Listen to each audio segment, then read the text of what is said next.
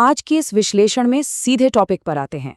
पता है, अक्सर लोग स्टॉक मार्केट को ना एक रैंडम कैसीनो समझ लेते हैं, जैसे बस किस्मत का खेल चल रहा हो। पर सच तो ये है कि ये कोई जुआ बुआ नहीं है। ये एक बेहद सॉलिड, वेल स्ट्रक्चर्ड इकोसिस्टम है। अगर हम इसके अंदर झांक कर देखें तो ये किसी प्रिसाइज साइंस से कम नहीं लगता। तो आज हम बस ऊपर ऊपर से नहीं, बल्कि मार्केट की सतह से लेकर इसकी सबसे गहरी साइकोलॉजी तक जाने वाले हैं और ये समझेंगे कि आखिर ये पूरा सिस्टम काम कैसे करता है। तो आज का हमारा आउटलाइन बहुत सिंपल है। हम शुरू करेंगे द मार्केट इकोसिस्टम को समझने से, फिर मैकेनिक्स ऑफ प्राइस मूवमेंट पर आएंगे, उसके बाद ट्रेडिंग और इन्वेस्टिंग के बीच का फर्क देखेंगे और आखिर में मार्केट की सबसे डीप रियलिटी यानी the hidden truth of markets को सामने लाएंगे। शुरुआत करते हैं पहले हिस्से से, यानी द मार्केट इकोसिस्टम और उसकी सतह को समझने से। सबसे पहला और बेसिक सवाल यही आता है दिमाग में कि आखिर ये शेयर भला क्या है।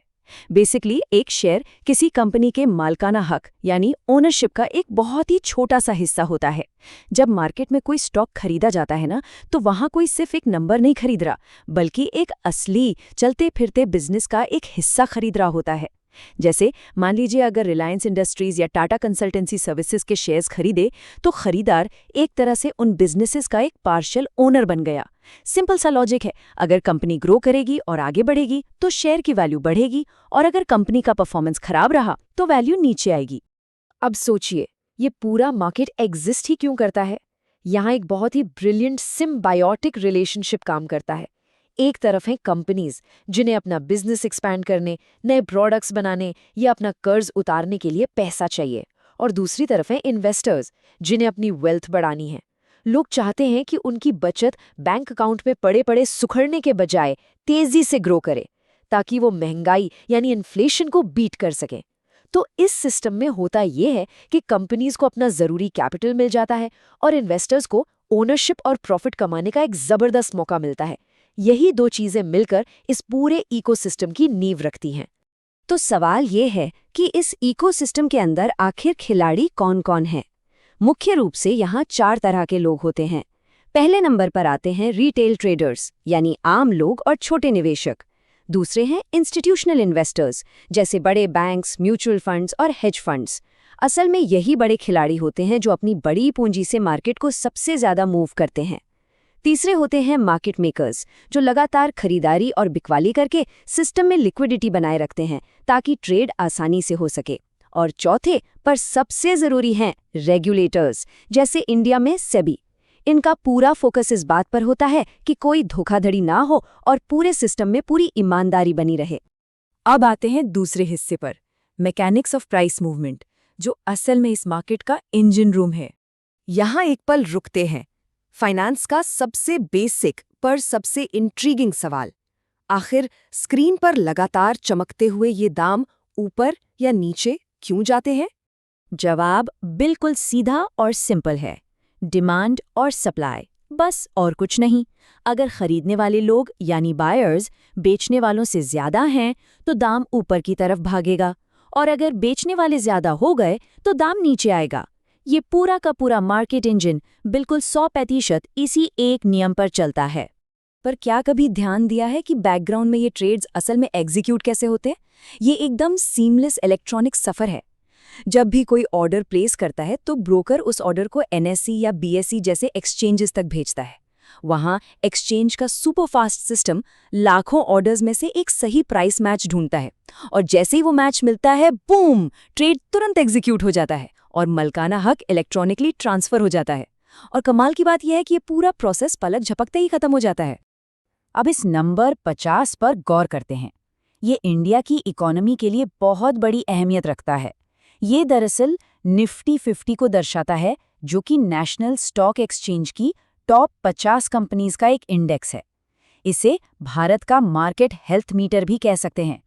तो जब भी न्यूज़ में सुनने को मिलता है ना कि आज मार्केट ऊपर है या नीचे, तो ज्यादातर वहां इसी 50 कंपनीज के इंडेक्स की बात हो रही होती है।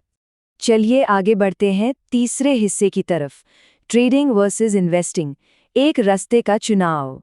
मार्केट में कदम रखते ही सबसे बड़ा कंफ्यूजन यही होता है। ट्रेडिंग और इन्वेस्टिंग के बीच दरअसल एक बहुत ही क्लियर और साफ अंतर है। देखिए, ट्रेडिंग का फोकस शॉर्ट टर्म पर होता है या तेजी से डिसीजन लेने पड़ते हैं और पूरा ध्यान इनकम जनरेट करने पर होता है। इसके लिए ज्यादातर चार्ट्स और टेक्निकल एनालिसिस का सहारा लिया जाता है। वहीं दूसरी तरफ इन्वेस्टिंग एक लंबा खेल है। इसमें कूट कूट कर धैर्य यानी पेशेंस चाहिए होता है। यहाँ मकसद है लॉन्ग टर्म वेल्थ बनाना और इसके लिए किसी कंपनी के बिजनेस का डीपली फंडामेंटल एनालिसिस किया जाता है। दोनों ही रास्ते बिल्कुल अलग तरह की सोच और माइंडसेट की मांग करते हैं। अगर हम इस मार्केट को टाइम होराइजन के हिसाब से देखें तो यहाँ एक पूरा स्पेक्ट्रम मौजूद है। एक इन्वेस्टर अपने शेयर सालों तक होल्ड करके बैठता है ताकि असल लॉन्ग टर्म वेल्थ बन सके। उसके बाद आते हैं स्विंग ट्रेडर्स, जो अपने ट्रेड्स को कुछ दिनों या हफ्तों तक होल्ड करते हैं ताकि मीडियम टर्म मूव्स को कैप्चर कर सकें। फिर आते हैं डे ट्रेडर्स, जो सुबह खरीदते हैं और मार्केट बंद होने से पहले बेचकर निकल जाते हैं। और आखिर में आते हैं स्कैल्पर्स। ये लोग इतने फास्ट होते हैं कि कुछ ही सेकंड्स या मिनट्स में छोटे छोटे प्रॉफिट्स निकालते हैं और बाहर। तो बेसिकली यहाँ हर किसी की अपनी एक अलग स्ट्रैटेजी और स्पीड होती है। लेकिन सच में अगर कोई बड़ा पैसा यानी लॉन्ग टर्म वेल्थ क्रिएट करना चाहता है तो यहाँ फाइनेंस की दुनिया का सबसे पावरफुल कॉन्सेप्ट एंट्री मारता है, और वो है कंपाउंडिंग। ये थोड़ा अजीब जरूर लगता है कि मार्केट में लोग कितनी जल्दी अमीर बनने आते हैं, लेकिन असल में जो सबसे बड़ी वेल्थ होती है ना, वो एक बहुत ही धीमी प्रक्रिया यानी कंपाउंडिंग से आती है। ये 3 चीजों पर टिकी है: प्रिंसिपल, इंटरेस्ट रेट और सबसे जरूरी टाइम। एक लगातार मिलने वाला छोटा सा ग्रोथ भी सालों में मिलकर लिटरली एक बहुत बड़ा पहाड़ बन सकता है। और अब आते हैं हमारे चौथे और आखिरी हिस्से पर, the hidden truths of markets, यानी मार्केट की सबसे गहरी सतह। असली सच तो ये है कि स्टॉक मार्केट सिर्फ नंबर्स, चार्ट्स या मैथ के इक्वेशंस का बोरिंग सा खेल बिल्कुल नहीं है। ये दरअसल ह्यूमन साइकोलॉजी और लिक्विडिटी का एक बहुत बड़ा बैटलफील्ड है। स्क्रीन पर जो लाइंस ऊपर नीचे होती दिखती हैं ना, वो सिर्फ लकीरें नहीं है, वो इंसानी जज्बात, डर, लालच, बड़े इंस्टीट्यूशंस के डिसीजंस और आने वाले कल की उम्मीदों का डायरेक्ट विजुअल रिप्रेजेंटेशन होती हैं। मार्केट रैंडम नहीं होता, वो हमेशा उस तरफ अट्रैक्ट होता है जहां सबसे ज्यादा लिक्विडिटी मौजूद होती है। तो फिर सवाल ये आता है कि अगर सब इतना क्लियर है तो नए लोग मार्केट में इतना नुकसान क्यों उठाते हैं? इसका रीजन मार्केट नहीं, इंसानी फितरत है। बिना सही नॉलेज के बस लक आजमाना, डर और लालच में फंसकर डिसिप्लिन तोड़ देना, रिस्क मैनेजमेंट का बिल्कुल ना होना, जिससे एक ही खराब ट्रेड में पूरा अकाउंट जीरो हो जाता है, ओवर ट्रेडिंग करना या फिर आंख बंद करके तीसरे लोगों की टिप्स पर भरोसा करना। बस यही वो कॉमन गलतियां हैं जो बिगिनर्स को शुरुआत में ही पूरे गेम से बाहर फेंक देती हैं। यहाँ ना एक रिटेल और एक प्रोफेशनल ट्रेडर के ध्यान देने के तरीके में जमीन आसमान का फर्क होता है, और यही इस इकोसिस्टम की सबसे कड़ी सच्चाई है। एक आम रिटेल ट्रेडर ना हमेशा किसी शॉर्ट स्ट्रैटेजी या किसी जादुई इंडिकेटर और परफेक्ट एंट्री ढूंढने में पागल रहता है, जबकि दूसरी तरफ प्रोफेशनल्स इन सब चीज़ों की परवाह नहीं करते। उनका फोकस सिर्फ 4 सॉलिड चीज़ों पर होता है: रिस्क मैनेजमेंट, ट्रेड की प्रोबेबिलिटी, लिक्विडिटी कहाँ है और अपनी खुद की साइकोलॉजी पर कंट्रोल। यही सोच का छोटा सा अंतर तय करता है कि कौन पैसा बनाएगा और कौन गवाएगा। मार्केट को लेकर सबसे बड़ा झूठ जो फैलाया जाता है वो ये है कि स्टॉक मार्केट तो एक जुआ है। अब अगर कोई बिना सीखे और बिना समझे इसमें कूदेगा तो उसके लिए तो ये 100% जुआ ही है। लेकिन अगर सही स्किल्स डेवलप की जाएं, डिसिप्लिन रखा जाए और स्ट्रिक्ट रिस्क मैनेजमेंट फॉलो किया जाए तो फिर ये जुआ नहीं रहता, ये एक probability based decision making system बन जाता है। सही एजुकेशन ही वो इकलौता टूल है जो इस सो कॉल्ड जुए को एक हाईली कैलकुलेटेड स्ट्रैटेजी में बदल देता है। तो आखिर में इस सब से निकलकर एक एकदम नया नजरिया सामने आता है। ज्यादातर लोग मार्केट में जब एंट्री लेते हैं तो उनका एक ही सवाल होता है, मैं कितना जल्दी कितना ज्यादा पैसा बना सकता हूं। पर जो प्रोफेशनल्स होते हैं, जो सालों साल इस मार्केट में टिकते हैं, उनका सवाल इससे बिल्कुल उल्टा होता है।